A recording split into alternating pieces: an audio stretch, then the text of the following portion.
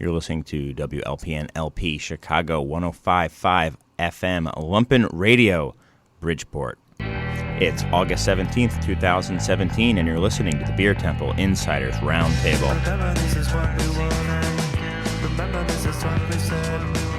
To never be heard or seen from again. Remember, this is what we wanted. Remember, this is what we said.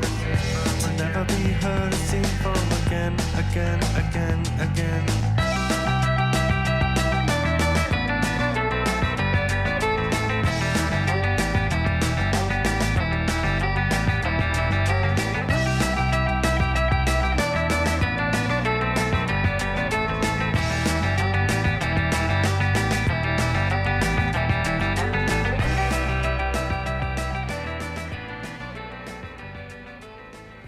All right, full house tonight here in Studio B. Hello, everyone. Welcome to the Beer Temple Insiders Roundtable. As I mentioned just earlier, I am your host, Chris Quinn, and I am coming to you, as I just mentioned again, from Studio B here at the Co-Prosperity Sphere. Thanks, as always, to Lumpen Radio and its fearless leader, Logan Bay, for having us, as always. And thank you for listening via, well, maybe if you're listening via the actual radio, some of those still exist. If you're listening on 105.5 FM or via maybe a streaming, the Lumpen Radio app or TuneIn Radio or anything like that. You know what? I turned off the fan. With as many people we have in, I might want to turn the fan back on again. Okay, there we go. And if you are listening live, you should join in the live chat, which is tlk.io/WLPN. And if you're not listening live, you're still welcome to continue listening. You don't have to turn it off if you're not listening live. That's still fine. We still welcome you, and thank you. So, yeah, we have a full house. This might be the most people we've had in at least a year. I would say it's close. Serge, is this the most people you've ever seen in here? Yeah. So we got 1, 2, 3, 4, 5, 6, 7 and a quarter, 7 and a third people here. So yeah, should be interesting. Hopefully it doesn't get too roasty hot in here. But anyway, for those of you who are listening for the first time, something I like to say at the top of every show is just kind of what we're all about here at the Beer Temple Insiders Roundtable. So real quick, the goal of the show is to open up a window into how the people making, selling, marketing, and facilitating the beer, getting into your glass, feel about the topics that are part of their everyday lives. Many of my greatest beer experiences have been talking about beer while sharing beer with people whose opinions I respect and admire. And it's these experiences that I hope to capture with the Insiders Roundtable. And I will quickly mention that everyone's opinions are their own and they're not associated with any other entity that... Period. They're just their own. I'll leave it at that. Certainly not Lumpen Radio and not the Beer Temple. So don't come after us. So I think we need to just get right into our guests because the intros are going to take a while, I have a feeling. So we'll start with we go in order of seniority, that being how many times you've been on the show. So that, I think, is a Doug. You're the clear winner here. I think you're the most senior guest. So welcome. Thanks. That might be a first. Yeah, man. Well, congrats. Thank you.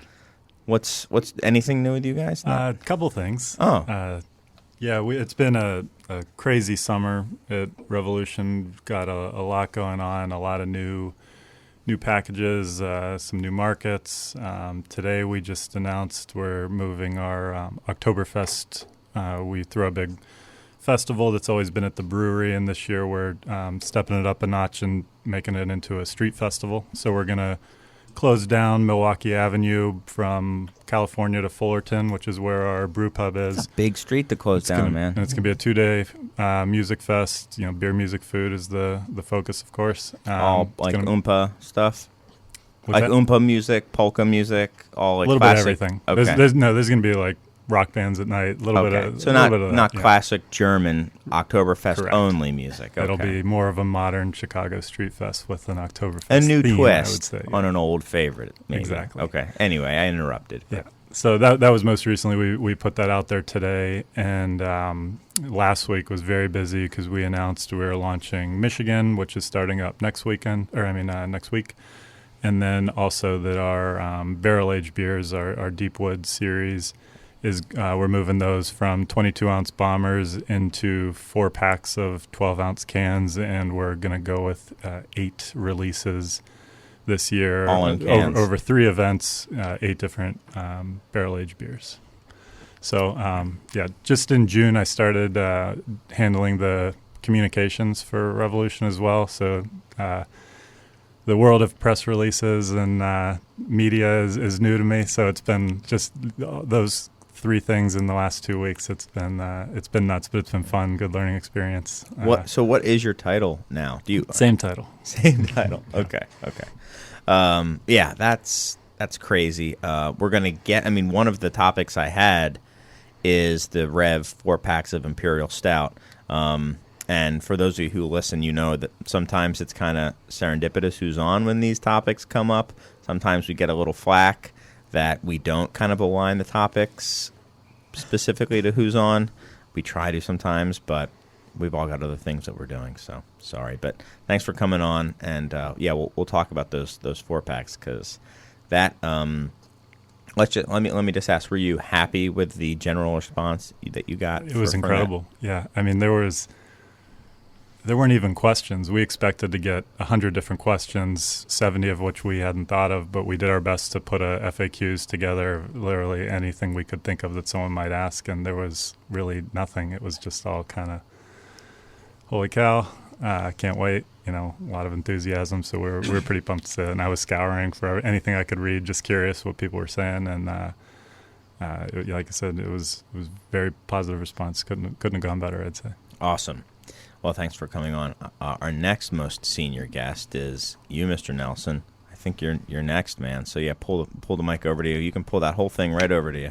I think I'm 5 on this one, but yeah, we stopped counting after. Well, I don't really count for many people anymore. We used to stop counting at 5. So I thought another guest would have ahead me, but well, one did, but you're second. Yeah. But what's up, man? How are you? doing good. How's the Thanks world for of having me. Yeah, how's the world of having a tap room and self distro and I mean you're kind of working backwards from what a lot of people do. They have the production facility and they go distro after they have their their tap room and their self distro first. But you did it the other way. You had a production only facility and distribution, and then you moved and got rid of your distribution deal and opened up a tap room and are now self-distroing. How's that going for you? It's going pretty well. I think with the change in that, we are definitely doing less draft right now because that takes boots on the ground to get on the bars, generally speaking, and we don't have that yet, and we're working on that. We have a guy who's starting to learn how to go after accounts, but we go into we're doing really well with retail sales, and our bottle sales are doing well, so that's always a plus. Awesome. Well, you seem happier now. That's always a sign. So I am, and I think we are definitely getting. We're not new to this game at all. We're actually pushing our 4-year anniversary in September. Oh, that's awesome. Congrats. Very well. Well, thanks for coming on. Thanks for taking time out to be here. Next is you, Mr. Mosher. You can we're gonna have some mic sharing today. So yeah, there you go. Some mic swiveling, yes. Yeah, some mic swiveling. How are you? I'm doing well. What's new with you? Well, just got back from Mexico with 5 Rabbit guys. Very cool. Wanted to take everybody down and dunk them in the culture a little bit, so we took Nathan, our head brewer, and sales guy, and Andres and his wife and kids and me, and just spent a weekend in Mexico City, which is, awesome. If you haven't been, you got to go. It's just like the most awesome place. I haven't been. Except for beer. Yeah. But the mezcal more than makes up for it. So. I would think so. That's awesome. When did you get back from that? Monday. Oh, you just got back. Yeah, so it's just a quick trip. So we drank a lot of really crappy Mexican beer. Mm-hmm. The which one is it? The Bohemia Dark is actually quite Okay. nice. You Yeah. can't get that up here, but that was really nice beer. Mm-hmm. And for mainstream beer. And then we were hanging around with the small guys from a small brewery called Kru Kru, and they're making a grasshopper beer like we made once. Yeah, We did yeah. a little Mhm. batch of that, and that's like a regular product for them. So we're like sharing info on how to work with grasshoppers. And I guess they've actually gone to the FDA and gotten FDA approval for grasshoppers because they're doing a collab in Denver with Denver Beer Company. Oh, cool. And not just grasshoppers, but maguey worms also. So the TTB is going to be like, yeah, maguey worms, no problem. Which is like really awesome because that's Right. such a pain in the butt process. Nobody would say that except for you, I think. I Yay, am that maguey guy. worms. Yeah, I am I that was guy. thinking that too. It actually, the grasshoppers add a little bit of a kind of a like rye-like fruitiness with a hint of fresh cigarette tobacco.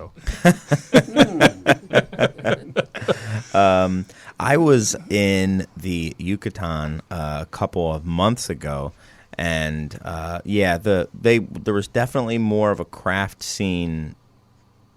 Well, no, I'm guessing there wasn't as much as a craft scene as there was in Mexico City. There was a bit of it. It wasn't great. I mean, they were serving at restaurants. They were serving IPA, local IPA in howlers at restaurants. Yeah. So you order a beer and they give you a screw top howler, and you're just like, this is not going to be good at all. And so guess what? It wasn't good. They were not good. Yeah. The closer they are to San Diego, the better the beer is generally. There's Right. a lot of really cool people, and they are so into it. Everything's against them. There's no distribution. It's hard to get ingredients. Taxes are ridiculous. Yeah. It's just like you name it. That's the problem. But it's cool. They'll get a scene down there. Yeah, for sure. And I was there. I was eating at the Noma pop-up, and they had a couple beers made for them. And one was a Berliner and one was a brown ale from local breweries. Yeah. And they were great. And Berliner in the jungle is like a wonderful, Totally makes sense, wonderful yeah. pairing. Yep. So it was awesome. And then for Bin Root, it's been great to have that brew pub. It's been a year and a half now. We're going to be on Check Please, so we're pretty thrilled about that. I'm surprised it's taken that long. That's awesome. No, it's actually pretty short for Check Please. Usually it's Okay. about 3-4 years before you can get on. So, Oh, really? So yeah, we're looking forward. They came and taped a couple of weeks ago, so Nice. that'll be on this fall sometime. So that's a thrill. BJ's been digging into the New England IPAs quite a bit. We got some crazy strong fruit beers. Got a sparkling rosé that's 12%. Oh, wow. On tap. We're going to dial that back to package, and we're waiting Oh, you're for. gonna package it. We're Cool. getting a canning attachment for our bottling line. Believe that or not, From who makes that? Martin Robotics. So it's this cool sort of Maheen type configurations. Yeah. Eight inline just going through horizontally, and you take the bottling thing off the top, and you put the canning thing on. It's got 8 little seamers. It's wild. But All this right. is like the first one ever. So we've been waiting all summer for it That's awesome. Hey, someone's gotta blaze that trail. because you got to have cans now. Yeah, right. And they have to have stickers on them if it's going to be hazy beer. I've learned that. Honestly, this obsession with packaging just makes me nuts. But You- I'm an old packaging guy for like Yeah. 40 years. It's like I've never had people so obsessed with packaging is the thing now. It's kind of crazy. Being that it has to be a 16-ounce can, It's and it got has to to be have a just sticker. exactly right, Right. and it's like almost more important than the beer sometimes, seems like. You and Mr. Velicki should talk It's sometime. just goofy. Yeah. Well, thank you for coming on. Yeah, my pleasure. And my final guests, it's a trio. It's Libby, Steve, and Arthur. Oh, my goodness. I don't know your last name. So Kreider. Kreider. So the tradition is first-time guests introduce themselves. Arthur gets a pass. Yeah. First time only, so you guys are very lucky. We'll come So back in why 8 don't you months. guys, introduce yourselves to everyone. Just you can pull the mic, just grab any of this part and just talk right into it and let us know who you are. Sure. I am Libby Kreider. I'm here with my husband, Steve. Say hello, Steve. Hello. We are the proprietors, owners, janitors, do-it-yourself of Second Shift Brewing down in St. Louis, Missouri. And we are here with our newborn Arthur, who is Very attached. newborn. Very newborn. You were Yes. saying 6 weeks? 6 weeks, just over 6 weeks, yep. It's awesome. Mm-hmm.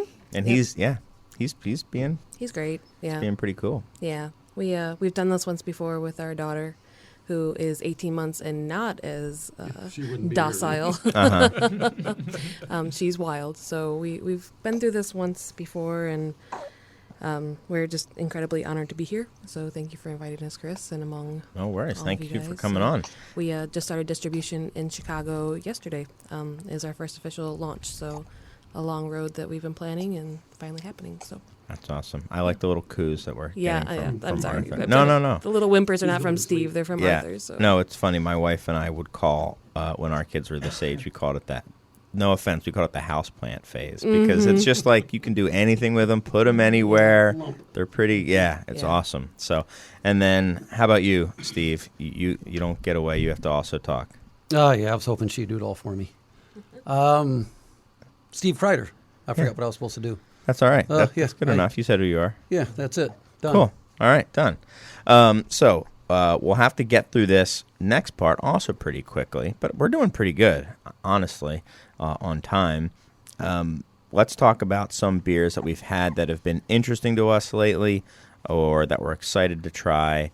Doug, you've had a while to think about this, so anything you've had lately that you've been digging? Yeah, quick story. I was at Longman and Eagle probably 3 weeks ago, and I don't get there as often as I'd like, but I love that place. And sat down at the bar, was waiting for a friend I was meeting up with. Open that menu, and that's a great beer bar. You open it up, and you see 6 different things you want to try. And I knew it was going to be a fairly long night there, so I knew I'd have a chance to have probably about 3 of them. And I started off with Maplewood Crushinator, which I had never had before. I know it's been around for at least a year, and then maybe went away for a while. But then I saw it, and I was like, okay, that's great. I'll start with that. And then I drank Crushinator the rest of the night. And that just tells you, these days especially, you know something is When you're at a lights bar out with that much with that great many stuff. with that many things you've never had before that you've been dying to try, and then you just stick with one the whole night. That you nailed something. And then I started seeing it in cans on store shelves a few days later, and I've probably gone through. I'm probably on my 4th 4-pack since in the last 3 weeks. So that beer, love it. It's a great beer. It's like a 4.5% IPA, but still has like a solid body on it. I think it's mostly Simcoe. Yep. Um, It reminds love me it. personally of Spiteful's Alley Time, which you can't get anymore. So Right. I'm very Exactly, happy. yeah, it does. Yeah, that's great. Those people have been really crushing it, to use Nice. the term. But yeah, that beer is great. I love the Charlatan myself. There are other kind of non-session pale ale, just a regular pale ale. So cool. Mr. Mosher, anything for you? that you've Yeah, I'm had? kind of drawing a blank. It's just been a summer of kind of drinking our own beer and going down to Forbidden Root and working on those those big IPAs and So are kind you? of try to stay focused on Oh, those. that's fine. So we can talk. Let me ask you this then. Tell me the truth. Hazy beer, and are you a believer in hazy beer? You personally? Yeah, we wouldn't be doing it. I don't think if we didn't come to some agreement on it. I got I got hijacked by a journalist. I guess you'd call him a journalist, but handed me a glass of beer at 10 o'clock the last night of CBC, and it was was a yeasty IPA, and I sort of made a face, and then a week later, a conversation with Randy Mosher about double IPA or about New England IPAs. I was like, whoa, wait a minute, So my whole relationship with those beers kind of started out pretty bad, and BJ started talking about them, and we had people traveling and bringing stuff back, and we tasted some, and some of them were pretty good. Yeah. Some of them were really pretty terrible. We talked about them on this show, I think, in the past. We too. may have, yeah. I mean, I think that the idea of a super heavy-bodied IPA with a really fruity, tropical, possibly citrusy, interesting hop character that has not too much dank, not too much floral, not too much pine, really kind of the sweeter, more fragrant, culinary kind of smells of hops, combined with a full, rich body. We're doing the double dry hopping, which is how you get that haze. So the haze is not really from the oats or wheat. The haze is not really from yeast. Properly done, and this is something that there doesn't seem to be actual science on. Is like, what is that haze and how's it form? Because AB or Miller haven't really bothered to fund research on that. So Right. it's kind of just a little bit of an interesting mystery right now. But I think we're on generation 4 or 5. I think maybe that Snoochies we tasted was batch 5, and every time is a little tweak. And It's now so we got like 4 or 5 of them, and they're all just a bit different, stronger, weaker, different. More like apple, more like not apple, but like pear, and apricot kind of fruitiness, or a little more citrus, and so that's been really fun. It's been, Yeah. I mean, technically those are really challenging. So that's what one of the things I'm really loving about them is it's just like you got to rethink everything you do. And what about how fragile they are? How they just kind of just can really change rapidly in a matter of weeks, faster than any beer style, except for maybe cask ale, which I'll get into. Well, that's a Yeah. different thing, But somebody But- equated it last week. I think it was last week to like the American real ale. They're saying, or something where you have to get it immediately. It has to be tasted fresh. It's like our real ale. It's like this like good and bad thing. I don't know. I thought that was kind of a neat. They're not necessarily the same thing, but it is one of these things where they just go south so fast. Well, we actually popped up about a 6-week-old Snoochies. And when the new batch was out, it's like, oh, let's taste an old one that's been sitting in the cooler. It's like, actually, kind of surprised this tastes pretty good still. Okay. So I think, again, if you're brewing properly, if you're keeping oxygen pickup down, if you're packaging in a way that the oxygen levels are good, it's fragile. That those flavors are delicate, but I think maybe that fresh that is a little overstated, perhaps. Maybe I know. I'll disagree. Okay, I know New Yeah. Belgium. I know New Belgium has their taste panel trained to recognize Fat Tire fresh that day and Fat Tire a week old. Whoa. So, There you go. So you're saying is I should go work for just No, kidding. I mean, I'm kidding. I'm kidding. you're in the market. You taste a lot more of those than I do. But I think, at least from what our tasting unlimited data set, they're not that it holds bad. up. Yeah, it holds not up. that At least bad. yours does. Well, we don't want them out there for weeks and weeks or months and months. Certainly, Yeah. but And keeping a few weeks. keeping is it cold for the entire life helps a ton. Oh my God, yeah. That's Big which huge. a lot of these aren't once they're out and about. Well, we had some. Our cooler at Five Rabbit was full, and we had like a couple of like 4, 5 sixtels that we were just gonna like do in the tap room anyway. They sound like. I'm sorry. It's okay. It's just like it tasted. It was okay, but we could tell it was old, and that was 2 weeks in hot weather. So Man. one of those was hot. So it's like, woo. Yeah. No. It's insane what temperature can do to beer. Jerry, you're up, man. Why don't you grab the mic from Mr. Mosher? So I've focused You can on. put it in front of you. You don't have to lean in front of the mic. Come on. My brain is now focused on stout season. So Are you? You're already yeah, looking we're forward? really starting to get back into making dark beers, and we did that during the summer. But That beer you brought last time, now you got me leaning forward, was amazing. That was it a Calvados or a apple brandy barrel aged beer, or what was it? No barrels at all. We Well- did put some wood spirals, Well, what was it? honeycombs inside, but El Zacatón, just the Molly Stout. It was just fermented in a stainless. Okay, so there was no apple, no anything apple in that beer, or No, we in that used our stout? kind of like New Englandish fruity house strain, Mhm. and that created some fruit notes to it. But then we, when you use enough guajillo, ancho chilies, you get a lot of fruit notes from that. So Mhm. there was no, we didn't add any fruit itself to it besides the chili. chili peppers. Yeah. So I hijacked what you're going to say. You're in stout season, so Well, and then we were at Great Taste of the Midwest, and it seemed like all I had up there was barrel aged stouts. so sad I missed that. So sad I missed that. I mean, there's a lot of other great beer, but it seemed like whenever I was going to a table, that's what I wanted to have. Or, and I had a number of great ones from a number of breweries. I think Hailstorm did a great job. I think they had 4 or 5 barrel aged. They brought out the kitchen sink. They had of barrel aged stouts, and then I actually really loved the barrel aged LSD. From these guys Yeah. right here. Yeah, I Liquid just had Spiritual some. Delight. It's not a drug reference. Oh, Yeah. I mean, Yeah. yes. They TTV. did you serve it? Everyone has a theme at at Great Taste. So you guys should you should serve like LSD with an eyedropper, like into your eye or something, or on a tablet. We are actually the reason that you're not allowed to bring any light equipment to Great Taste anymore. I put on a fancy display one time and everybody got mad. And there was a new rule the next year. So I just to be one of those guys. I made a LED, bright, flashy, in your face to be cool. Yeah. And then the next year, hey, please don't bring any Please don't light, do bright, that ever flashy again. people. Seizures are starting and stuff like that. Oh, that's a shame because people, Yeah. they're usually pretty laid back about Well, that. I know, yeah. The first time I ever had your beer was at Great Taste 2 years ago. We talked about it.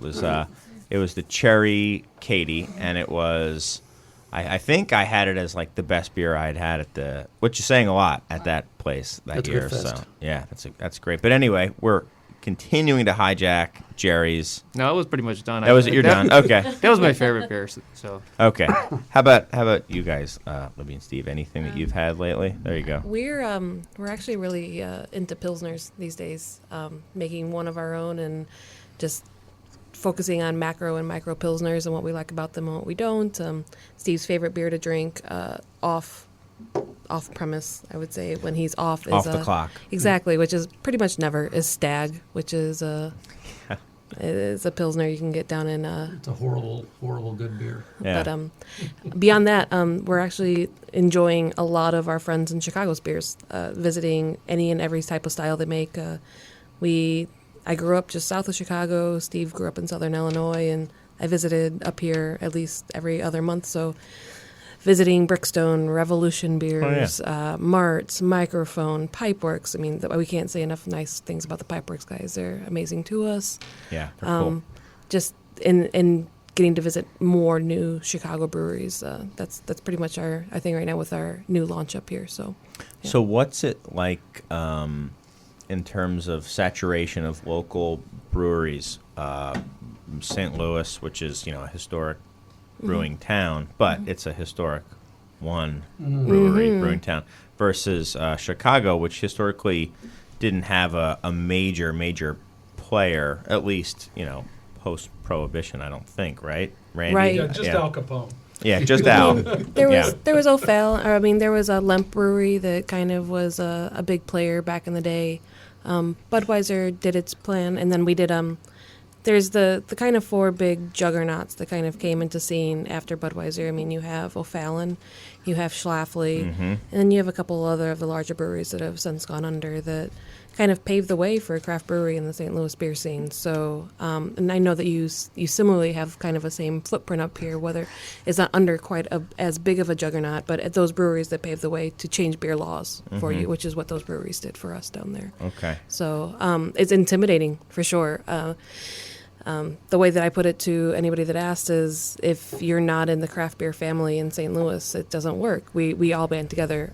My children's godparents own other breweries in St. Louis. The Perennial folks are godparents to my children. Phil and Emily are awesome people. Yeah. And if you don't get along, it's not the business for you down there. Okay. And that's kind of what Budweiser has done for us, is it's created this band of brothers of sense. So Okay. I'm not quite sure if that's the same up here in Chicago. Chicago's intimidating to us. And I just don't mean because this there to be are so many. facetious, but Yeah. is it a band of brothers against them, or not against them, but maybe outside of them, or are they inclusive of it? No, they're actually in some weird sense, as of lately, included as a sense, but we're not to against them, but along them, if that makes any sense. Yeah. There's Budweiser, and then parallel to us is the craft beer culture in St. Got it. Louis. Yeah, you'll never hear, well, you go to Perennial, you go to Side Project, and they're drinking Busch. I mean, I don't think none of us, I didn't start my brewery to go against AB.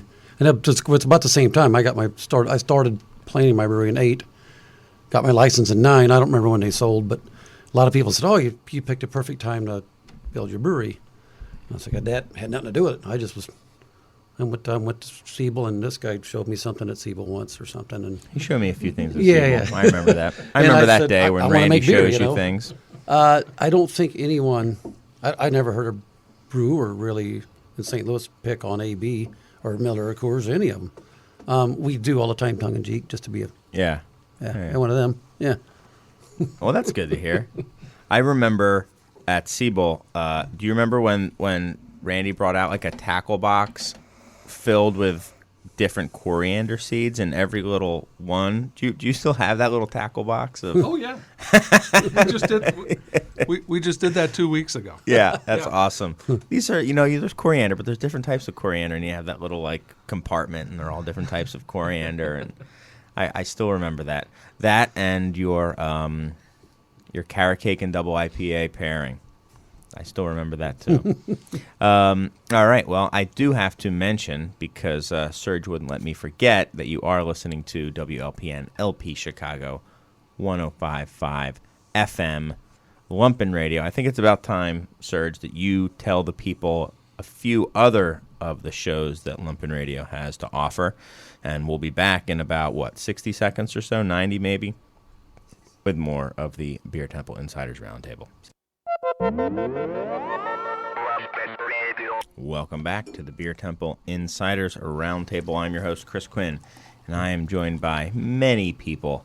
And we're about to actually get into the actual topics. And the first one that we're going to talk about, I just found out in the past 60 to 90 seconds that I don't truly know what this company does, so good on me for being prepared. But anyway, the story was how Drizzly, which is an alcohol delivery company, software company, enabling company, is basically opening up free data and free, insight for both consumers and industry folks for free. Which, could be, to use a buzz term, disruptive potentially. And Doug, you asked me, he's like, he said, I wasn't really sure who Drizzly was, so you may want to mention it. And I was like, oh, they're just like Uber for alcohol, right? And he said, no, they're not. And then Serge, moments later, said, you have 10 seconds. So I didn't have any time to quickly look it up. So I'll just... I'll play dumb, which will be easy because it's truthful. So Drizzly has contacted me, or the Beer Temple, I should say, to use it, and we've declined to use it. But the way I understood it to be was it was essentially an app that was kind of this like gig-based economy where people could order beer, and then Drizzly had accounts with certain retailers, and they tried to kind of cover the map and have them in certain areas so they had good coverage, and then you guaranteed that it was going to be delivered in a certain amount of time, and you could then either fulfill it yourself or you could have somebody do it. That might have been a different one, or you could have one of their people come and do it, and there was different pricing models based on that. That could have been maybe Instacart, though. I don't quite remember. I get asked to do all those things, and I always say no. But, how close am I, Doug? That's what I thought it was going to be going in, and maybe it changed recently. But I read their, everything I could on the information on their website and then their Wikipedia page, just because I didn't know a lot about them. But according to their website, they do not do any deliveries. They are a website where, as a store, Chris, you could load all of your inventory or as much as your inventory as you want onto their website, and people could find the beer there, and then they'll send the order to you, but then you have to deliver it to them. And the reason they aren't the Uber of beer is because certain states, I know I read New York was definitely one of them, but there's others. New York, they would not be allowed to do this at all if they were doing the delivery themselves. So what you do is you do not pay, as the store, you don't pay a percentage of the sale. You pay a monthly subscription, and then you get a $5 fee from the consumer for the delivery. I believe you have to leave the beer at the same price as it is in the store, but you get a $5 bonus. Yes. And then you pay a monthly fee to Drizzly it's basically like a license fee and almost like a franchise fee in a way, and then you get orders pushed to you that you then have to deliver, and then they give you this like license verifying software where they give you some kind of either a reader or some kind of app that Oh, can that was verify new. Yeah. whether a license is legit or not. And so they give you the tools to make sure you're compliant and not selling to someone underage, because that's always a big sticking Yep. point with those types of things. Yeah, they But, then there's like a minimum order of $20. correct. That was lower, I believe, when they had talked to me. This was like maybe 2 years ago, maybe even a little more, 2.5 years ago. And the minimum order was quite low. The way you could look for a beer and then where it was, or then you could go right to a certain site, a shop, and just Yep. search their stuff. So they said you're going to want to have all your stuff, photographed a certain way or something like that.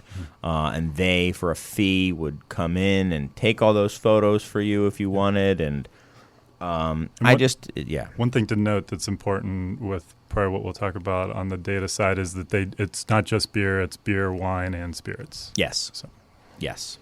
So anyway, they have been doing it for a while. They're a bit of a 2013 is when they launched. okay. They've been, but for that sort of thing, that's a while, and they are kind of a darling of the tech world. It seems they kind of come up a lot. I know they've got a bunch of kind of big name investors with Yep. them and stuff like that. So, of all the alcohol delivery services, they're the ones you hear about the most. Yeah, who it's a gonna wanna- $35 million of funding, which is significant. Yeah.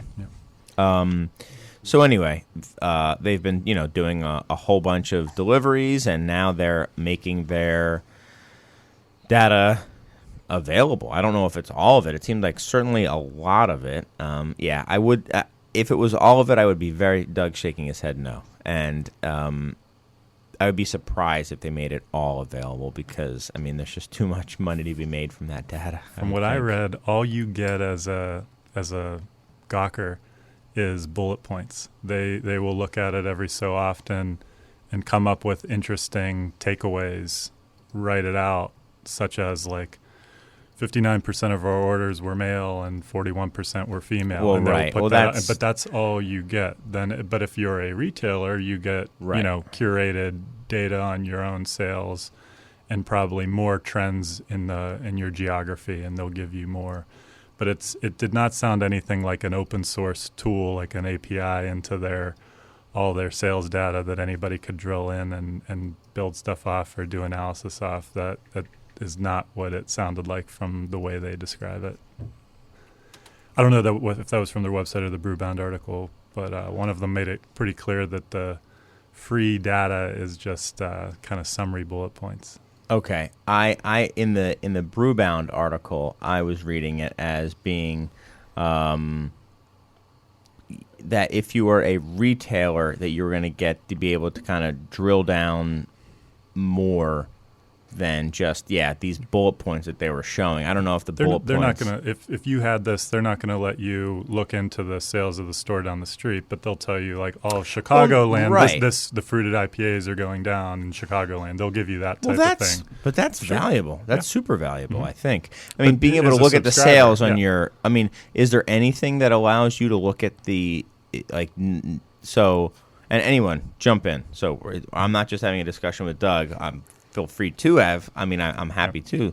But so. I'm not saying it's not valuable. I'm just saying. But if you're the with way- Nielsen or IRI or the big guys, you can't look at a specific other store and look at their data, can you? With IRI or Nielsen, even if you pay them a lot of money, you're smiling slyly. You got like a Cheshire cat smile. Yeah, you can. That's like a whole nother rabbit Okay. hole to go down. But Okay, yeah. okay. But anyway, but you couldn't look at mine for certainly. No, not if you're not a Yeah. IRI or Nielsen subscriber. But Well, that's true. That'd be the same with Drizzly, I suppose. Chain store. Yeah. Yeah, but those IRI reports are thousands of dollars. Yeah. It's big time money. Those guys are they charge a lot of money. So if you had trend data on a thing like this, it'd be great. Now your user set is pretty limited. These are Sure. like super, generally going to be really young and generally going to be super like web oriented kind of people, and so you'd have to make sure you knew who they were talking about, but. Be great to have anything. That's what I think is really interesting, because to me it's not the beer geeks, because they want to peruse the aisles Yeah. themselves. They want to look at code dates and all that. And it's probably not the people that are just buying macro beer by the case, because those people probably don't even know that this exists. They're not, these kind of sites aren't Right. really I mean, everyone's stumbling- close to a 7-Eleven. Yeah, those at that aren't like point, hitting you know? their Facebook feeds as like they're not being targeted. So they're less likely to even know this exists. It's kind of like the in between crowd, I feel like. And also people who are so lazy they can't go to the liquor store and get their own beer. Yep. I mean, that's kind of what I was thinking for me way back when was I don't think that my store caters to this person. I probably have beer that they would certainly want to buy, but that's not, I don't want to spend the effort to fulfill those orders. I could be wrong. The counterpoint would be that you pride yourself on freshness more than most or anyone. So if they put an order through your store, they would not have to worry about it showing up and being something you were trying to get rid of that's 5 months old. Oh, I have no Yeah. doubt that we would have done it well. Mm-hmm. It wasn't that I was afraid that I was going to make people unhappy with the service we provided them. It was more, it sounded like I was going to have to hire someone and have them run them ragged Yep. for like 2 6-packs there, then 2 6-packs here, then 2 6-packs there, then two. And hey, maybe I'd be a millionaire if I had signed on with Drizzly, but I just don't think that's that's not the business I was interested in running, honestly. And on the flip side of it, on a manufacturing side, at what point are you small or big enough to be chasing trends, as was mentioned? Like, at what point does the subsect show that fruited IPAs are on the decline or that sour beers are on the incline? At what point do you stop being a brewery that creates what they love and want to do and you become a slave to the retailers and what they want you to make? I mean, there's always going to be that sort of subsect of the retail business, but that's kind of the nuance and romance of beer, is that you make it and people love it, or you don't make it, and then at what point do you become just a slave to that one particular style? Well, that from is- from our smaller standpoint. So, That is the question yeah, in a commercial brewery. right, Who am I making beer for? exactly, And exactly, you can make beer for yourself. That's what That's what home Founders That's does. home brewing. right. And hopefully you can find an intersection of what other people like. Right, But if and- you don't really want to make IPAs, and IPA is 50% of the market, this is a business problem. You need to make some IPAs. You need to make some IPAs. Well, you need let's- to find a way to make IPAs. I But- think- so. It's like to me, you always have to balance those two things. Right. You can't just homebrew and hope people like it. Maybe you can. There's certain styles of beers that people have had hits with that, but I think on the other hand, you got to kind of think about what your people will tell you. Right, Yeah. They'll come to exactly. your pub Certainly. and they'll drink you dry of the things they want more of, and then you'll find yourself making Right. those. But So- like was pointed out by Doug, but that this is a very small subsect. I mean, you also want to hear the people that actually go into the liquor stores and have a dialect with those salesmen, the people that come into our tap room and have a dialect with your bartenders, with yourself. So at what point do you kind of ignore that kind of one small, and I'm not saying that you would ignore it at all, I'm just saying like you have to take it all kind of into a, When does it into matter? effect. Exactly. yeah. Yeah, I mean, it's interesting to think: are the breweries that are big enough to care about that data just going to buy Nielsen or IRI data, or the smaller ones they don't care either way? I don't know. I think they have really interesting data, and I wasn't trying to poo-poo that.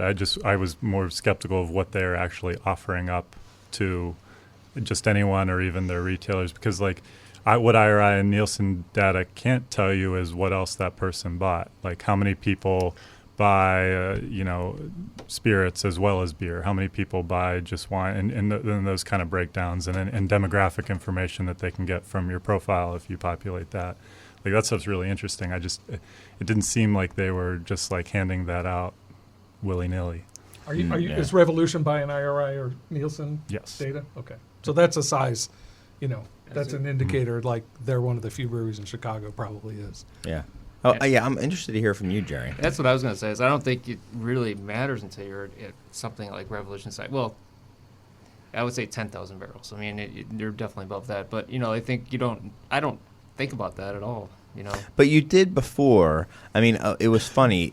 Randy was saying it's a business problem, and I remember that there was a time where you started making beers that people wanted. I mean, you started out making a triple and a quad and a Belgian IPA, and those beers are not available regularly. Maybe they are at the tap room in bottles anymore. No, we don't.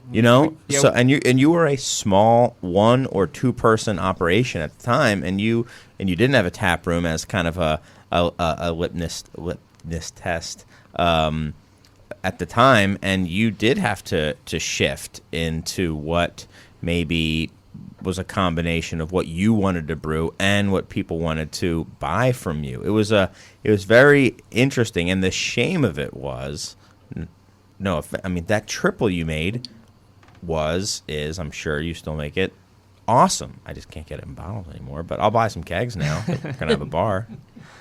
It is definitely true. But Drizzly Drizzly Dad would not have helped me in that. So No. When you're so small, Yeah. that makes no difference. I think you in what knew you're the doing. triples were not burning up the charts, so to speak, without Drizzly. I hear you there for sure. Right. But yeah, it's interesting. I guess when you're so then who, from an industry standpoint, from a drinker, I guess you could just look at it for fun.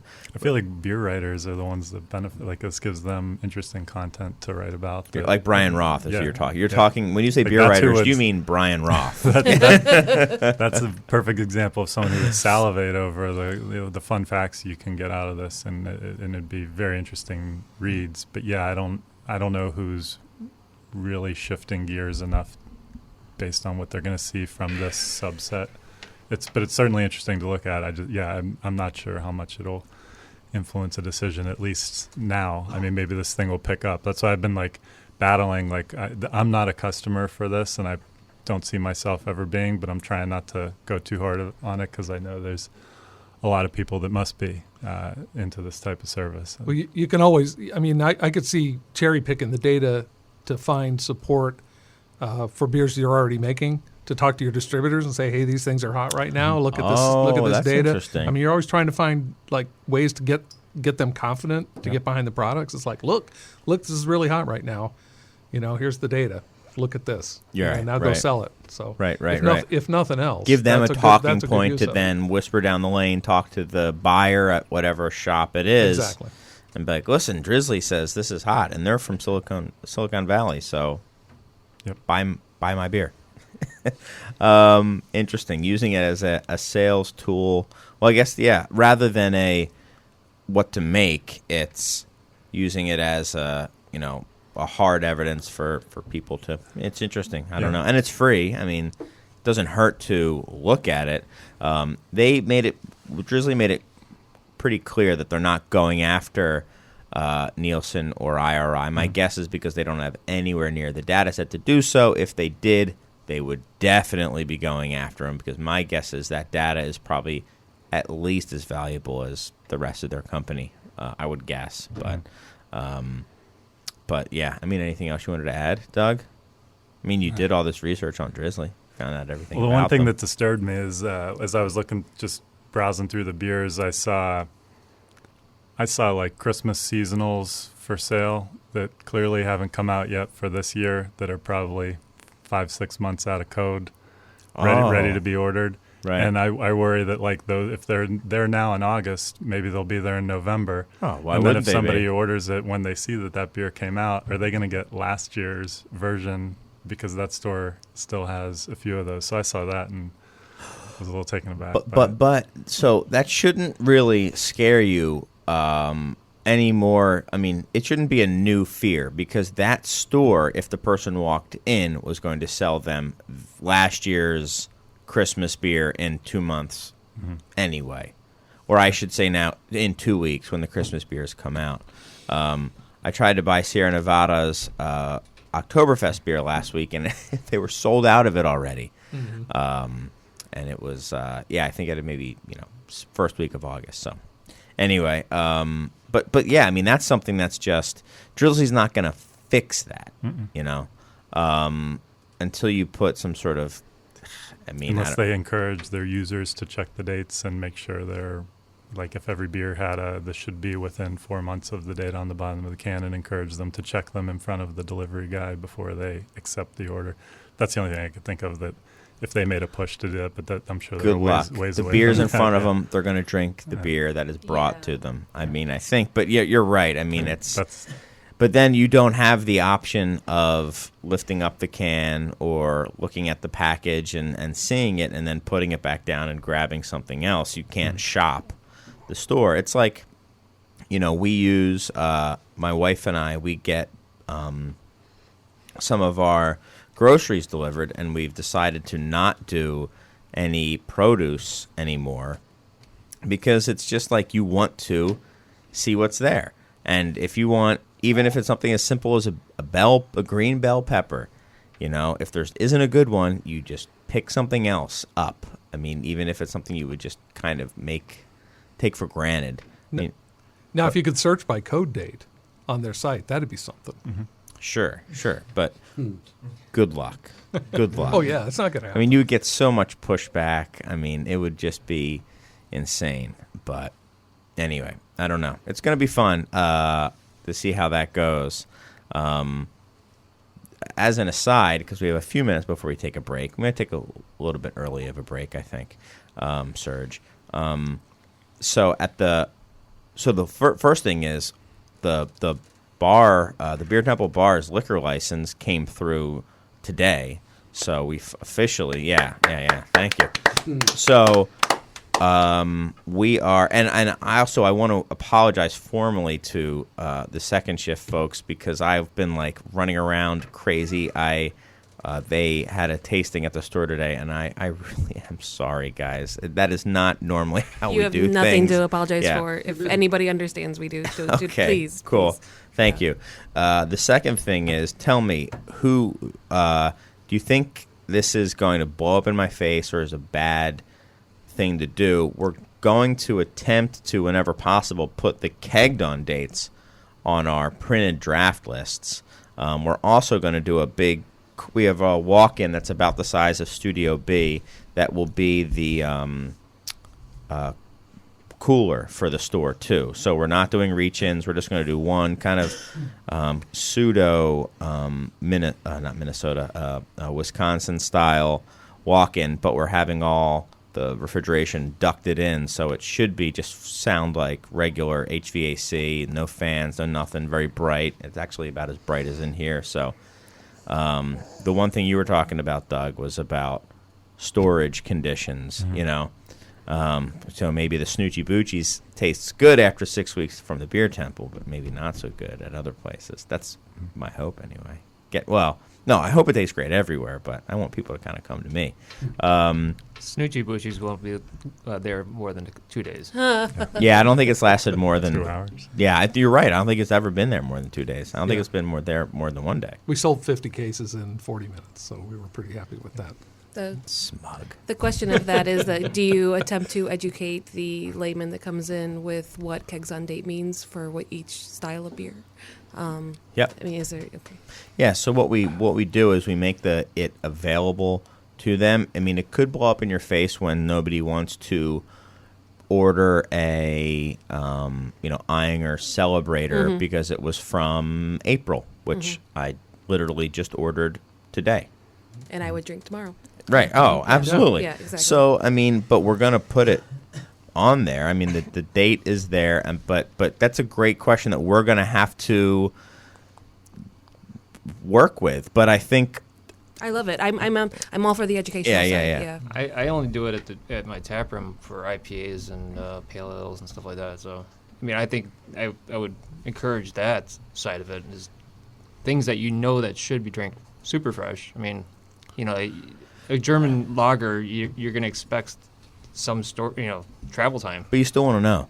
You still want to know because you could be getting a German Pils that is 10 months old or 1 month old. But And there's a huge difference. If I saw a 1 month old like Herter Pils or something, I would jump all over that. I would just be all over it because that's a rare beer. I mean, that is kind of defining or what rare is. Like, oh wow, this is great. It's like you're going into your local market. Wow, the German imports are really fresh. I want to try them right But these now. people are going to the beer temple, so they know it's you Hopefully. like the fresh stuff. So Well, I mean, I've kind of gotten too much of a reputation for that, and kind of to Libby's point, then people are going to think, well, why is this beer? This beer is 8 months old.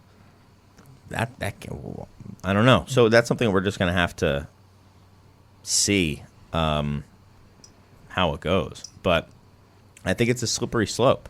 I think if you only do it for IPAs and pale ales, well, what about amber ales or brown ales or ESBs or lagers, pilsners? When do you not put it on there? If you just always put it on there whenever you have the info, then it's easy. that's true. I don't make those kind of beers. Right, but- right. Because like we were trying to decide whether to order the ESB today because of how fresh it was. But if it had been, 2 months old or 3 months old, we would have been like, yeah, no problem. But starts getting to 6, 7 months old. We're like, I don't know. Yeah, I don't know. I don't think I'm going to do it. So we decided not to. And Randy shook his head, vehemently no. But obviously, if it was a New England style IPA, other than Snoochie Boochies, I wouldn't even, if it was a month and a half old, I'd be like, no, I'm staying away from that darn beer. I don't want to, But anyway, was there something you wanted to say, Libby? Oh, no. Okay. All right. I think it's now time to take a break. Why don't we listen to some tunes? DJ producer Serge is going to line some stuff up for you. We'll take a break and then be back with more of the Beer Temple Insiders Roundtable. Welcome back to the Beer Temple Insiders Roundtable. I'm your host, Chris Quinn, and I'm joined by, well, let's go through it. Let's, oh, wait. I've forgotten your last name. Second shift, what's your last name? Kreider. It reminds us Kreider. of cider. Everybody Cider. sees it and thinks that we make cider. So Thank you, Libby. Kreider, yeah. So we're with Arthur Libby and Steve Kreider, Jerry Nelson, Randy Mosher, and Doug Cruncher, Doug Beer Cruncher. So thank you all. And we're also with producer Serge, so thanks. How's the chat room doing tonight, Serge? Good. Nice people. Let them know that we were talking about Scratch on the break. They'll be happy to hear that. I guess I just did let them know. So the next story I wanted to talk about was something that got a lot of I saw a lot of really positive feedback and just a lot of feedback in general, which was Revolution announcing that they're going to be putting out their big barrel-aged stout, and variants as well as 4-packs in 12-ounce cans. Is that right? Yeah. Yep. And I mean, people kind of, I don't know, the beer world exploded, at least I would say. And I know it's kind of might be hard to trash them, which is what I'm hoping people will do with Doug right here. So that kind of foiled my plan. But I don't know. I just thought that was an interesting topic. It's really the first time I can think of that there's been a barrel-aged 4-pack that's going to be put out in variants like this. And I'm guessing in kind of decent quantities as well. I mean, this is going to be something that's going to be out there, I would assume, not something that's, at least some of them, that is going to be like a brewery-only thing, or you need to have There's going to be both. So there's not Yeah. going to be we can't put 8 new SKUs through distribution and Right. that tight a timetable, but half of them are going to go through distribution. Yeah. Which 4? Death Star, the Imperial Stout, Cafe Death, the Death Star with steeped with coffee beans, and Straight Jacket, our barley wine aged in bourbon barrels, and VSOD, which is a new program we started last year, which is kind of a nod to the brandy world, where they have these different terminology depending on how the age of the spirit, and so it stands the for VSOP. It stands for yeah, exactly. It stands for very special old, and then the D for Death, which is a play on our owner's last name, Josh Death. So VSOD is Death Star aged for 2 years in barrels. So a lot of these that we're seeing for the first time have. I like to think of our barrel age program as like the minor leagues in baseball, where you kind of like work them through a system where they start off as just a small project that would just be on draft, see how it goes. Then it goes well, and it's turning into some of these taproom only releases that, we're not sure how big of a crowd would be interested in these, but we can take a small risk and Finally, the majors. Yeah, so we're talking like one pallet of cans for some of these, which is still a lot of beer, a lot of cases. But it's nothing that we're not taking this giant gamble like we are with some of the ones that will hit distribution that are more proven commodities that we have a better sense of the demand for.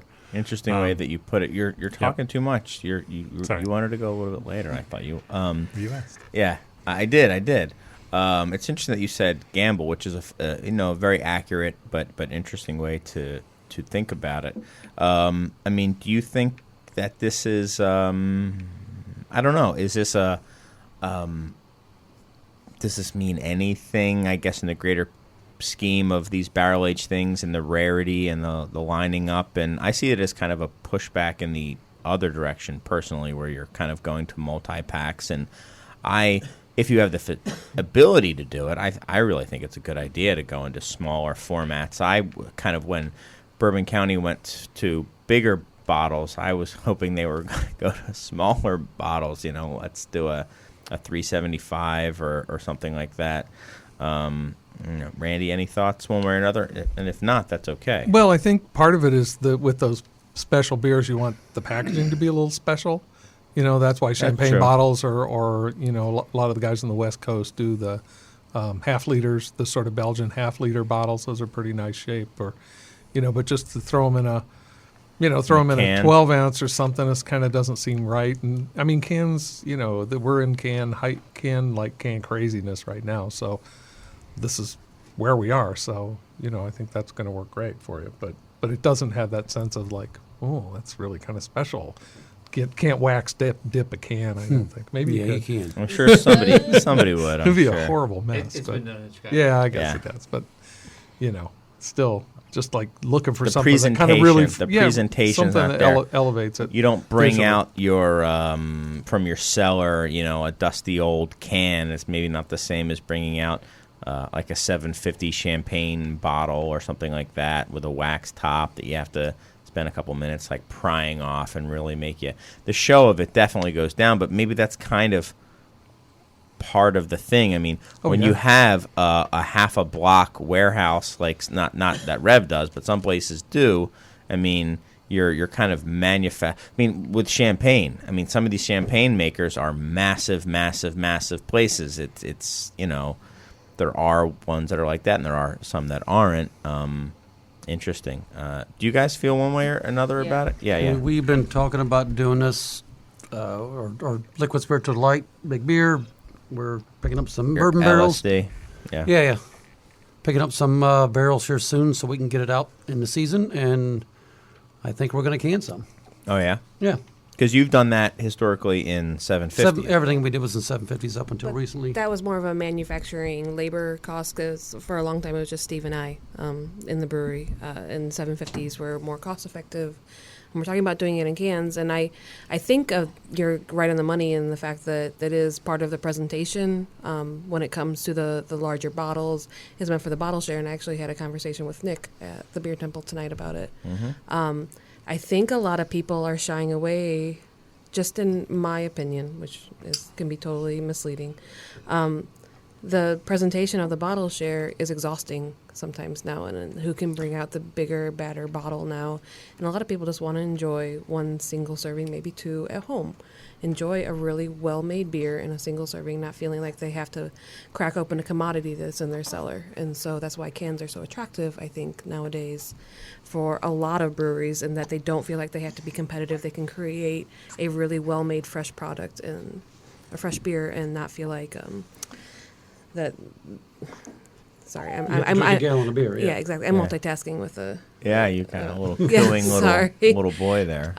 But our plan is with our current canning line, ICANN with Luke, who's been amazing to us. That he's currently getting in a testing demo line that we're going to experiment with 10-ounce cans, little Starbucks style cans, with a lot of our stouts. Yeah, and I mean that's very interesting. The little Starbucks cans. A proper serving. A proper serving of Size. stout. Skinny cans. Yeah. Yeah. Heck yeah. Which is what we really, really want to do is we want to serve our beer in the proper size, in package and in the tasting room to show people you don't need an 11.5 Imperial Stout in a 16-ounce pour or a 20-ounce pour. So I love it. I would even go small. I'd go to those the Red Bull 8.5 ounce cans. If I were, I'm just saying. That's awesome. I mean, those slender little cans, Yeah. they would look so sexy. I think that's really cool. I still think a big bottle is a lot prettier. It is. Perception of value, on and on and on. Yeah, I was gonna say I'm conflicted on both ends. Yeah, I know. I like the idea of the small serving once in a while, but I am definitely doing. I like the presentation of the 750s for like big beers, and I like the sharing ability of it. Yeah. But you're So- telling me, so let me play devil's advocate here, because I definitely agree. One thing, I think it's funny that Randy was rolling his eyes about how much, packaging now means, and now you're saying that, the barrel-aged beers aren't special enough because they're not in a 750. I'm kind of mincing your words a little bit. But the other thing is, like, remember Thomas Hardy? I mean, they had the gold foil, the little 4-pack. They had that little medallion on it. I mean, that's about as special a beer. When you opened up a barley wine, a Thomas Hardy barley wine, I mean, that was a special thing. I think you can still make it in a small format. That was a bottle. That was not a can. And I think maybe it's easier to adorn a bottle, and make it look special and fancy and stuff like that. But who knows? People are pretty crafty these days. Maybe they could make something special with a can as well. I don't know. And then I don't even know, like, Revolution, how big the batch is for just the standard. What's the standard barrel aged stout that you guys gonna do on D-Star? the D-Star? Yeah. How many barrels is that one gonna be? Roughly, I don't know. Give me a minute to do some math. 100 barrels? I don't know. I mean, I know the case. I know it in cases. And if you have a bottling line, like I have, I mean, you'd be running that thing forever. And instead, they have a sweet canning line that they could just pump it out. I mean, I don't know. I think it's I could see the other side of it. And if you have a canning line and not a bottling line, then, I mean, yeah, there are definitely logistics to it, or just practicalities, rather, to it. I don't know. I'm kind of, I guess maybe I'm just so past some of the packaging, but then again, beautiful packaging still gets me like it gets everybody else. I'm excited to have a beer in a 4-pack. When I saw it personally, I texted Doug and said, "This is awesome. This is cool. I'm really excited," because I like having one of them like that. They don't all have to be like that. You can still have your wax dip 750s, but I like the idea that you can pick up a couple 4-packs of these and open one up and have one, and it doesn't need it, like you were saying, let me sit in your basement until you have enough cool people who would appreciate it. And you know what happens? Because I've gone down that road, and those beers are now sitting in crates, dying. They're probably long dead now in my cellar, because I just would get another one, and then get another one, and then get another one, and then just some of them would never come to that occasion. And even more sad is sometimes some really great special beers I would wait too long on, and they would just be shadows of what they were. They were dead. Well, Those are just dead beers. We've seen that immediately. I mean, when it was just Steve and I running the brewery up until this past December for the past 5 years, we did everything in 750s, all of our hoppy beers, all of our Belgian styles, all of our Saisons, everything in 750s. And while That's what Jerry does, yeah. While we were still very small and they moved, we would run across the random store that had 2-year-old IPAs that just broke our hearts. I mean, this is a beer that you cultivated, you loved, you packaged, and then to see it kind of just disappear on a shelf and then disappoint somebody is, and also Yeah. to that random consumer that would buy it, and to not have your best beer forward, as they would say, has been heartbreaking. And so that's when cans kind of, we brought in a mobile canning line. We are nowhere near being able to afford our own canning line at this point. But a mobile canning line has definitely turned that world around for us with all of we wouldn't be in Chicago as a result of it. All of our hoppy beers go into cans now. And we were hesitant. We weren't quite sure how it would be received, and so far so good. Like you said, you can crack one, and people feel more confident in buying a 4-pack, even if they're paying a higher price for that, what they see as one individual entity rather than a 750, because they see it as 4 different opportunities to enjoy the beer, whether it be with somebody else or by themselves. So. Mm-hmm.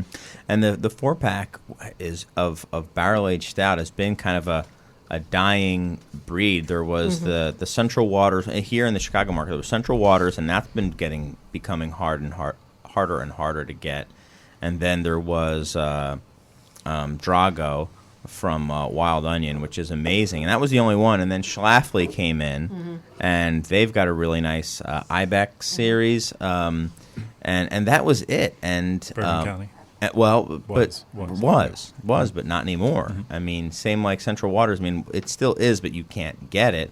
And to me, those beers are great beers to have at the end of a night, or on just when you feel like having a great beer. But when you buy something, line up and get limit one of them, it's just kind of a bummer. Now, that does not mean I do not want to have a crazy gold-foiled, Dom Perignon-shaped bottle, Randy, that has, a cork and cage and also wax-dipped and, a million other things. I mean, that's great because it's fun. I want to, saber it and, do whatever. But I think there's room for both, personally. Yeah. Okay, so now we come to you, Doug. You're last. I mean, what are your thoughts on it? What was the thought behind doing all this? And again, me and Serge did not bring you on to talk about this. This is just something that just happened, and you've been scheduled for months. I'm excited to talk about it. This was something I was really passionate about. I started with Revolution in last September, so coming up on a year, right before Deepwood season last year. And we started talking about this right when I started, and then kind of watched how it unfolded last year, and then the momentum just carried into planning. And I guess just from, all great points brought up. The one that I just wanted to comment on was Jerry saying just the idea of being conflicted. And Chris, you kind of hit on this, but I just think part of the beauty of having so many different breweries of different sizes is that it's great for everybody to do, package things differently and do their own thing. We're not expecting everybody to follow us and start doing this now. I mean, I'm sure there'll be a few at some point, but that's not what we're expecting and not what we're going for in any way. But in terms of why we wanted to do this, what was hit on was, and multiple people said this, but just that format, it seems like, and I've talked about this on the show, and Chris, you've made fun of me for describing myself, but people, buy these 22-ounce bottles, not necessarily with an occasion in mind, and I just feel like there's so many people out there like me who bought more than they could ever have occasions to open. And then sometimes they get older than they should, and you drink them later than you shouldn't, and they're not drinking in those ideal conditions. You end up wasting some of them. We really wanted to get into that smaller format, and we considered the 8-ounce, the 9-ounce, the slims with our filler. One of the reasons we couldn't do that was because of the size of the mouth. We can do different size cans, but the mouth of the can has to be the same diameter. You can do some weird. You can do weird shaped cans. Yeah, we can do the 19.2s. Or stubbies. Yeah, yeah. We could have done the stubbies, but Japanese style stubbies. We talked about those. They're not the most attractive looking things. Some people think they're cool, and I agree that they are kind of. But I surveyed every person I know who's into beer and said, what format do you want a barrel-aged beer in? And I thought, and I suggested 8 ounces, 9 ounces, 12 ounces, 16, and so on. Can I tell you what I would like to see it as? Sure. Before you say anything, I think 8 to 10 is perfect. And that is what I would have answered. And the number one, 90% out of, and I literally asked 200 people, 90% of them said 12 ounces. And so Wow. that was what we went with. Is that a perceived value, do you think, that they get? I'm just curious.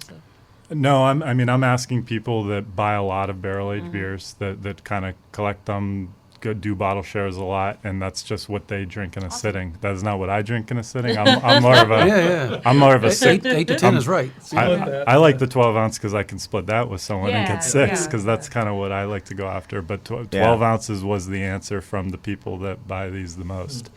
But yeah, we wanted to avoid people. The term I use a lot is unintentional aging. We didn't want people to buy our beer and stick Yeah. them in their their sock drawer and let them get old. AKA and their let cellar. their Their lettuce cellar. crisper. You mean my cellar? Yeah. and be in the fluctuating temperatures in the summer and the fall. And that we wanted to avoid that. We wanted to put it in a format where people could buy them, drink them fresh or relatively fresh throughout the year, knowing that, hey, there's a whole nother batch of perhaps 8 of these coming next year. There's really no reason to age these cans. Yeah. Yeah. Yeah. So You that's can what we're age going other for. Like, ones, please, but yeah. they've been aged long enough. Our intention is for you to drink these now or over the course of this next 1 year. Please drink them Yeah. then. And we also wanted to get the costs down. We one of the things that I was always attracted to about working at Revolution is how conscious they are of always trying to provide value to the consumer and making the beers as accessible as possible. One of the fun things to be a part of there so far is that the conversations are not how can we get a big line that'll get us exposure. It's now everybody is scrambling. What all can we put in place so that there's not a line, and there will be a line, but how can we make that line fly? So we've been investing in like these mobile terminals for our POS system so that we can take people's credit cards in a different spot than the bar and all that. And so we're just like very focused on how can we get these to people as quickly and easy as possible. I would say here to that Yeah. because I think the no, never mind. I was going to be a little too specific, but what were you going to say, Libby? No, I think, Doug, you really hit it on the head. No matter where you are in the beer scene, is that we put in the effort to age these to the perfection that we enjoy. Like these are ready to drink now, and I think that gets lost a lot in translation sometimes. Is how much love we put into these beers to be able to release them when they're ready to drink. So, yeah, I wholeheartly agree with that statement. And there has been a bit of a culture of, and from both sides, from the brewer side and from the drinker side, of hold on to these beers, age these beers. These beers are special. And it's nice to see I see it as kind of a market correction maybe. The lines got out of control, the hoarding got out of control, and I hope that I'd like to see things kind of like I said before. I mean, I'd like to see the Thomas Hardy, like those are 11-ounce bottles, 8 ounce like you were saying, Steve. I mean, that's what I would like to personally see. I mean, remember when Foghorn used to come in like little bottles from Anchor? I mean, I looked at you, Randy. I mean, not to be Anchor. I think the Hardys were in little bottles too for a while. Yeah, back in the 90s or 80s or whenever. Oh, that's pre-me, but Yeah, it was a long time ago. But yeah, I mean, that was I thought those were I drank some little bottles of Foghorn and those were great. I'd love to see those come back, and I think there's a marketing opportunity for that as well, or a packaging branding opportunity, whatever you want to call it. Yeah, I mean it's all price point. Those little bottles are expensive, and right. it's a lot of packaging. What's the shelf price on those barrel aged 4-packs? They're going to be different depending on which ones. Sure. But the three main ones, the three that we've always had, which will be Death Star, Straight Jacket, and Rye Way to Heaven, those will be $25 a 4-pack. Which if you take we would previously sell them for $15 a bomber at our releases. 15 to 18 is what they would normally retail for. It's a like 30% more greater value to the consumer in terms of ounces per dollar. Yeah. So that was what we were most excited about. And those are the ones that are going to be made in the most volume, that'll be the most accessible, those as well as that VSOD we made a lot of. And then the ones that will be more expensive will be the ones that like the Death by Cherries, which has cherry puree. And I looked at I did the cost last year. Oh, those are going to be the Beer Temple exclusive ones you're telling me about. It added like 90% to the cost of Death Star by using cherry. That's how expensive cherry puree is. Don't ever look at the prices. Yeah, no, we got one of those. And then like the one in cognac barrels, I had some, my jaw dropped when I saw how much those cost compared to a bourbon barrel. Without shipping, they're over like Yeah. $500 a barrel. Because they don't have to get rid of them And then every you year. have to pay to have them shipped, which is extremely expensive. There's a So- reason, yeah. The reason that cognac barrels were sometimes old. Well, I don't know about cognac barrels, but many old spirits barrels are previously bourbon barrels because it's an industry, man. Every year you got to make new ones. Well, I mean, you said it was a gamble before, and I mean, are you feeling? Obviously, you're feeling pretty good about it. I would hope. Yeah, we're feeling good. We're just now like very dialed in on how we make the release go smoothly. And $25 is a lot for a Mhm. 4-pack. I mean, that's going to be on one of the higher ends, even for a barrel aged beer, because Yep. the ones I had mentioned before were all below $20. So it's going to be interesting to see how that goes. I mean, I'm confident, but And then again, it doesn't matter, we're hoping you know? enough people do the math and see that that's $6.25 a can, and that's Yeah. pretty reasonable. That these are even more easy to split with a friend if you just want to, and you want to come with a friend and buy. And you don't even have to come on release day to get something like Death Star. You'll be able to get that the next week. If you just want 2 cans, you could come and spend $12.50 and get 24 ounces of barrel aged beer. Yeah. And that's again what we're excited about is bringing that value with these. Very cool. Well, best of luck with all that. What are all 8? Can you name all 8 variants? Yeah. The first release will be the weekend after FOBAB, which is mid-November. And that's going to be Death Star, Cafe Death, so Death Star with coffee. And that's going to be with a blend of Gaslight and Dark Matter coffee. And then the third one will be Death by Cherries.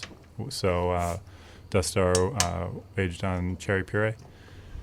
And then the second release will be, I think it's the second Friday in December, will be Rye Way to Heaven, which is a bourbon barrel-aged strong ale, and the VSOD, the very special Death. And then the third one in December, or I'm sorry, the third one in January, and again, I think it's the second Friday in January, is going to be Straight Jacket, our bourbon barrel-aged barley wine, Mineshaft Gap, which is the same barley wine aged in cognac barrels. And then the third one is going to be a double barrel VSOD. So again, the 2-year Wow. Death Star, but midway through the aging process, we changed them from bourbon barrels to a combination of Whistle Pig 10-year rye and what's the distillery? Double Oak from Woodford Reserve, Double Oak. Double Oak, yeah. And so we split them between those two, and then we'll blend them at the end for a 2-year barrel aged, half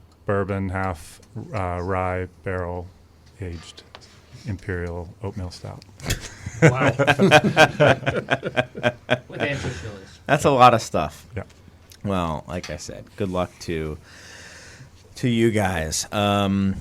So I don't have a letter for this week, but I do want to mention that if you want to send a letter, you can send it to insiders@craftbeertemple.com, or you can send it to 3219 South Morgan Street. That is the address of the Co-Prosperity Sphere.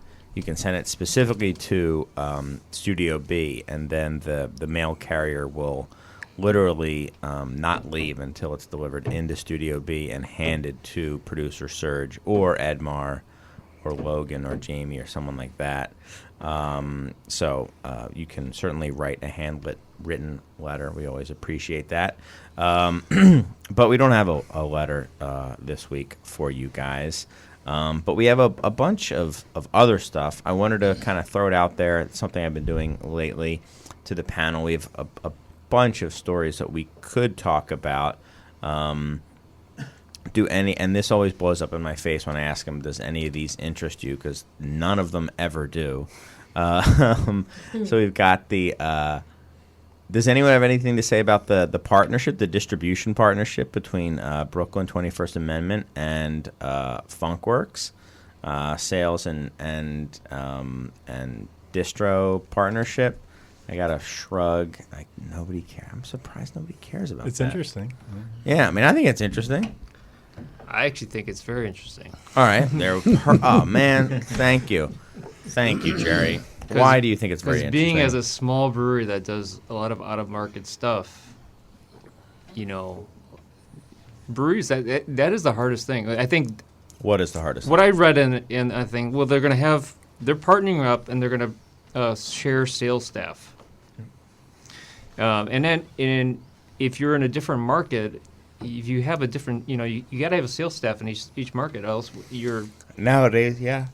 it's impossible to move any beer. You can't just be craft or unless you're just local and craft. I mean, it's tough. Or unless you're a super niche, maybe I should, Hey, Second Shift, by the way, in the Chicago market, I mean, at least in busy markets, it's rough, man. It's rough. So, but you were saying, So it helps to have It helps a local immensely. sale. So if they have one person that's only repping one brand, and they go, well, if I can partner up with a couple of the breweries, I don't know if they had to buy in a little bit, and then I know that's part of it. Brooklyn bought in, but now they could share sales staff between 3 different breweries. And when that one guy goes into the bar, they're repping 3 brands instead of 1 brand, and I think that is a huge benefit for all. that's something that's been around for a while. I mean, these sales groups or even companies that just represent different brands have been around for a while. Yeah, brokers. Yeah, brokers. And is this kind of what this is, or is there a difference in your mind, Randy, between this and brokers? It sounded like they were going to maybe share production too. Yeah. That they I read make that- the Brooklyn beers on the West Coast and Right. the 21st. 21st I think is mainly a contract operation anyway. Yeah. So, I mean, it makes sense. I think for me, it's you've got all these giant companies buying up stuff, and the other thing that was on your list was the New Belgium. And Dick Cantwell going back to work, and all of that. And I think to get some mass together, some critical mass, and get people, getting some craft breweries coming together into groups, either as partnerships, like sharing ownership, or just kind of tight collaboration. I think those guys have to get some scale, because the scale's getting bigger and bigger and bigger. So Yeah.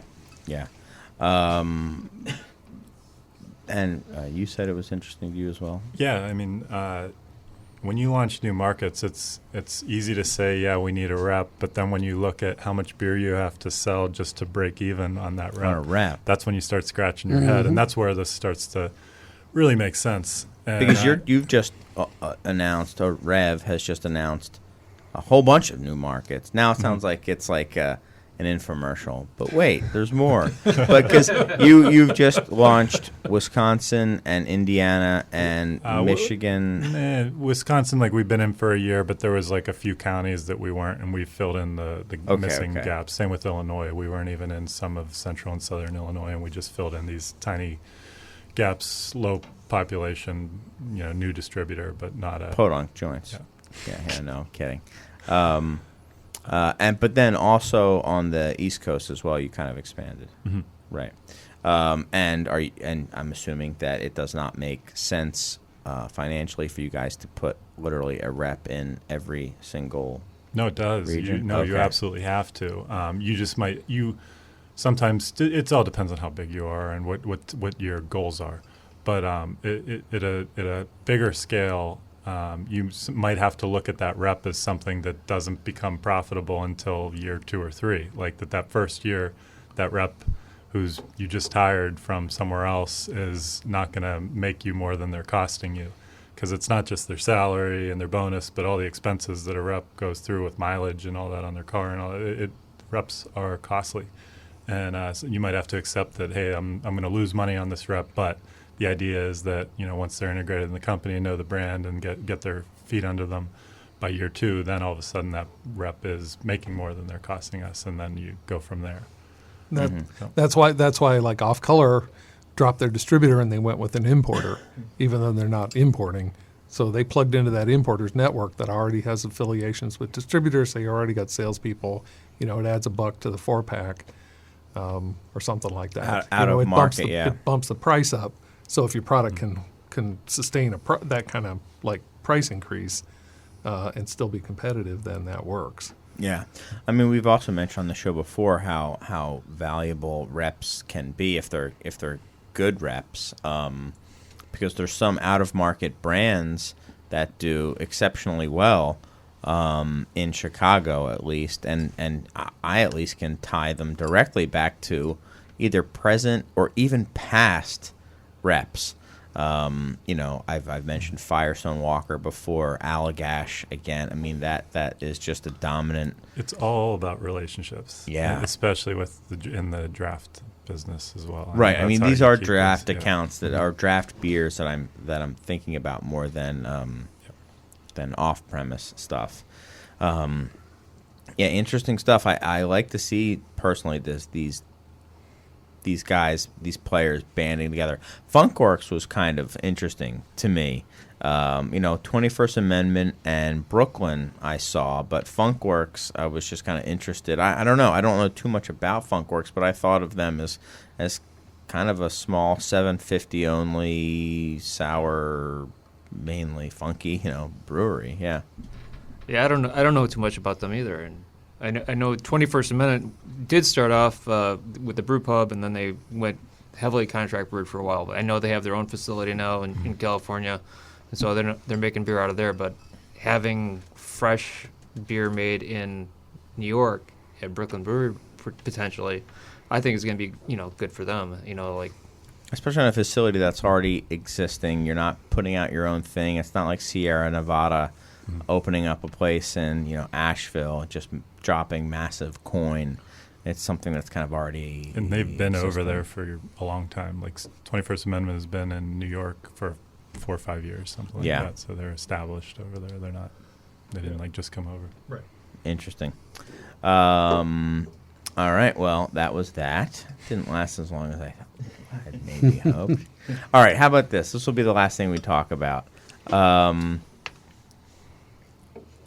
Is anyone surprised or give a crap about this mainstream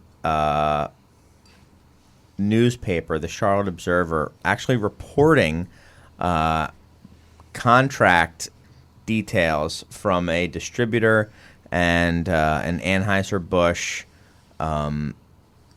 ABI and one of their distributors explicitly calling out requirements for preferential treatment. I mean, it's something that everyone has known. I don't remember ever seeing like ink being printed before saying that we get preferential treatment over all others. I mean, I think they've certainly, or the distributors have certainly denied it in the past. But I thought it was interesting. I thought that it was one, proof of something that everyone kind of already knew was going on, but I just found it interesting that it was reported in like a newspaper, not in like a beer website or something like that. I think that's, that speaks to the level of knowledge and interest that beer gets these days. That's what craft beer looks like when it's 15% of the market. People know this stuff's going on. They know a little bit about the business, and so then it becomes a little more general interest even there. And I think if you remember, there was that 100% share of mind thing with AB back in, I guess that was sort of the end of the 90s for a while. And they basically made people kick out Sam Adams and like everything. And they were very upfront about it. And it was like no big secret. They weren't really trying to hide it or anything. But, I think distributors like to have it both ways. They want to oh, we take care of you guys, but really not so much. Well, And yeah. so you can't, you can't. We're not going to help you, but you can't leave. And Right. so it's kind of a worst of all possible worlds. Sometimes you get in one of those Yeah. bad distributor relationships, and you're just stuck there, and it doesn't really matter what you Oh. do. Yeah, I mean, I think we have someone here that can talk to that a little bit. But the other thing is, oh, okay, maybe a couple people. The other thing is, but maybe back in the 100, if they're upfront about it, that's one thing. But they weren't maybe making videos about how people are hysterical for thinking that ABI is trying to, I don't know, play these kind of games, or I don't know how to put it eloquently, and saying that this is just infighting. We should be banding together. There's an armada of Spaniards trying to sell you Spanish wine and spirits, and we're losing market share and stuff like that. And then you get the contract saying that you need to push us over above everybody else, which from a business standpoint makes perfect sense. And from a marketing standpoint, it makes perfect sense to say that we love everybody, kumbaya, come on, we're friends with everybody, we want to be friendly. But, I mean, at least with 100% share of mind, it was... They don't want to be friendly. No, they want don't. people to think they're friendly, but they're not friendly. Right. That's why I say they want to. Well, They at want to least kind of before- have it both ways. Right. So coming from an Anheuser-Busch city, there was a entire press release released for one of our local ABI houses that was there. These are the rules. We are not allowed to bribe you with umbrellas, with glassware, with even coasters, with anything. And this was put into print into the local newspapers. And then very much on the low key, there were headhunters that there was $100 per tap to take over another distributor's tap. So in print, they were playing friendly, that it was an equal opportunity. But the on the street knowledge was that there was a headhunting price for anybody that could take over another distributor's tap. So yeah, there's the illusion of playing friendly, but the realization that it is not in any way. Yeah. You want a little history? I would love a This little goes way history. back. This goes before my time. There's this famous story about Schlitz, and Schlitz being, had some production problems. They were trying continuous fermentation. There was some buttery beer that got out in the market. It was cloudy. They had a bad PR response. So that's the story that's told. I Yeah. think some of that is definitely true. I talked to the guys at Schlitz. They were at a Siebel thing one time, and that's the cool thing about Siebel. Sometimes these guys from the industry sort of show up, and well, let me tell you the real deal. Oh, that's Schlitz- so cool. Schlitz was under investigation by the Justice Department, as was ABI and Miller, and Schlitz fought it, and the Justice Department killed him. Basically, just sat on top of them, watched every little thing they did. AB and Miller settled with no admission of fault, and they were off. That was the story that Schlitz guy told me. Interesting. And that would have been around 1970, I think. And you're talking about when their beer, kind of degraded and that their brand fell apart as a result, or is this it was something the number. separate? It was the number. Schlitz was the number one brand in the United States, and they had a weird ad campaign that was like, "Go for the." First, it was "Go for the gusto," and then it was like, "You better not mess with my gusto."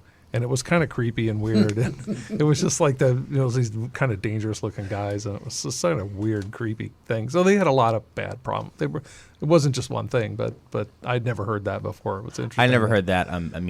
Maybe that could have been one of the. Who knows? I mean, it could have been a contributing factor. Well, to like I it. said, that was from the guys who were working there in brewing at the time. Right. So, But those guys wouldn't have also admitted to my product fell apart in the bottle and tasted like crap. Oh, they did. Oh, they did. But it wasn't. Okay. It didn't really. Hey, I think they it's said awesome. it wasn't as bad as it has been portrayed. but- Sure. And I certainly wasn't there. And you read about these things where it was, like you pick up a bottle and looked like a haze bomb, brah. But, if only now that happened, you know? They were ahead of their time. Exactly.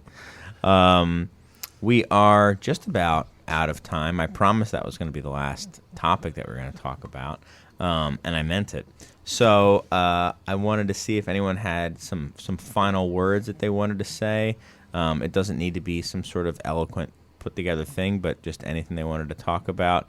I keep looking at you first. You're the senior member of the panel today, Mr. Velicky. Anything that you want to say in closing? You don't have to have anything.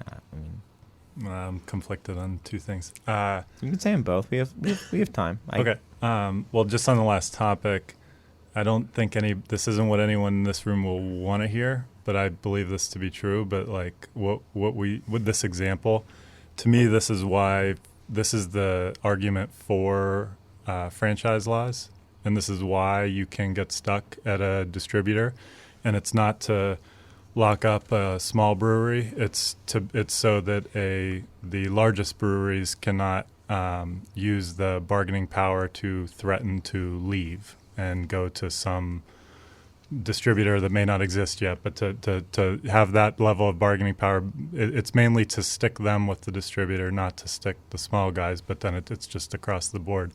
But I'm of the opinion, and maybe I spent too many years working at a distributor, but I'm of the opinion that serves the greater good, locking in the big ones and taking away that ability to threaten the distributors with the ability to change.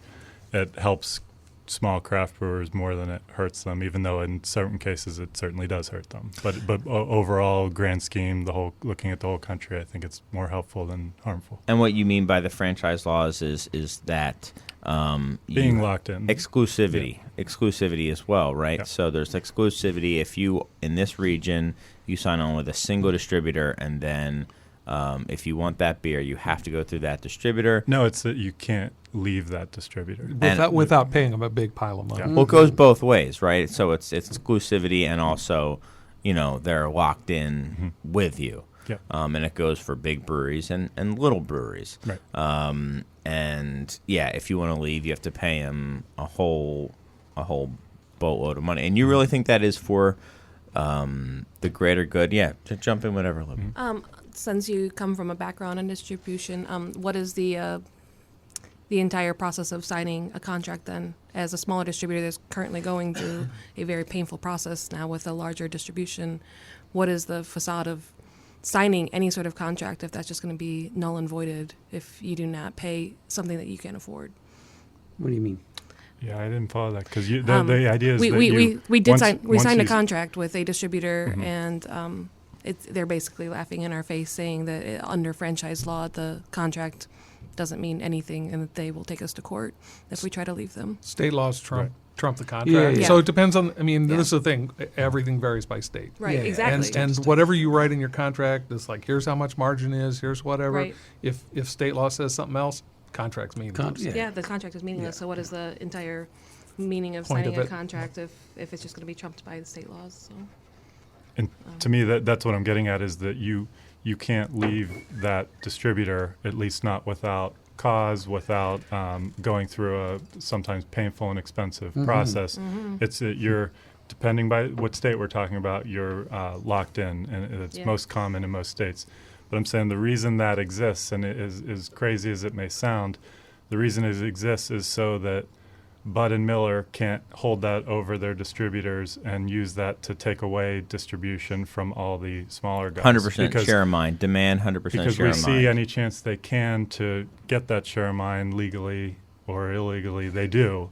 So that's kind of overarching benefit of this, even though it certainly hurts small suppliers in some senses. Yeah. Right. It's so that the two biggest options in every market aren't shutting out everyone else. I believe some states have different rules depending upon how much of your distributor's volume you're doing.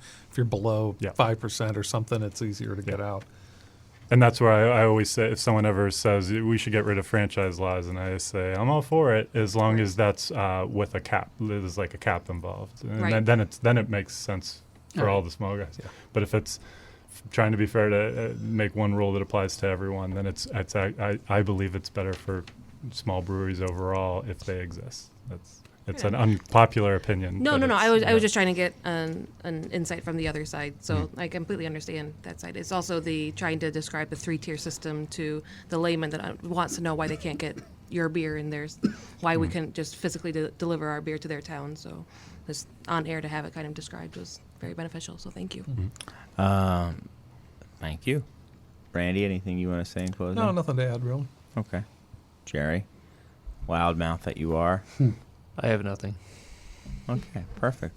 Keeping in character. Libby and Steve and Arthur, you have to have something to say in closing. Well, you don't have to, but do Drink you? beer. What's that? Just drink beer. Just drink beer. All right, cool. I'm okay with that.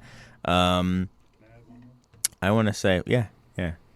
Since we have a little bit of Oh, time. you have a I- second one. That's I do. right. This was the other thing I wanted to say, but I saw that Lumpin' Radio has a Patreon account now where the loyal listeners to the show can donate $1, $5, $10 a month, whatever they're comfortable with it, to help keep the radio station going and able to cover their expenses. So I think it'd be awesome if the listeners to the show could kick in a few bucks, and I know all the team here would really appreciate it. Thank you, Doug. That is awesome of you to say, and absolutely true. Like I say earlier in the show, that this station has a lot of really cool shows with a lot of really passionate people about all sorts of things. So if just the idea of people who are passionate about something kind of spreading the word about things that they care about is something that you kind of want to support and think is important, that Lumpin' Radio is a great place to do that. So, there's a lot of, beer temples, so to speak, on this station, and I'm sure there will be only more in time. I got to get out of here. I just have to say we're super excited about opening up the bar. More info about that. I wanted to thank all my guests. I had a great time. And we will see you next week with more of the Beer Temple Insiders Roundtable. So long. Remember this is what we wanted. Remember this is what we said. To never be heard or seen from again. Remember this is what we wanted. Remember this is what we said. To never be heard or seen from again.